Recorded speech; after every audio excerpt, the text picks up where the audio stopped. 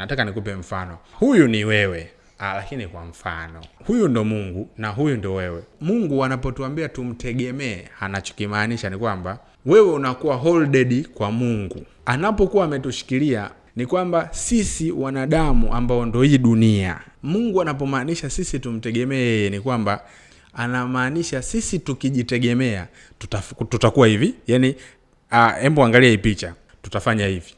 Kwa sababu tukiwa tunaona huku chini pa kujitegemea, tunakuwa tunamwacha Mungu. So Mungu anapotuambia tumtegemee ni kwamba sisi kuwa holded kwa Mungu, alafu huku chini huku tusione chochote kile.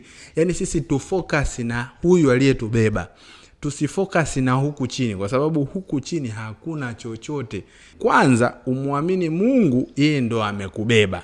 Na uamini wewe pasipo yeye hauwezi kufanya jambo lolote. It means utakuwa holded tu hapo hapo. Kitu ambacho utakiwi kukifanya ni kutoka katika holded. Ukichomoka tu, huku unapoanguka haupajui. Mimi naitwa Kelvin Masawe, msela fulani hivi wa Yesu. Usiache kunifuatilia katika mitandao yangu ya kijamii. Hata YouTube pia nipo. Kwa hiyo unaweza ukaingia YouTube ukaandika Kelvin Masawe, ukaendelea kula vinondo viwili vitatu, tukakuwa wote kwa pamoja. Karibu sana. Boom.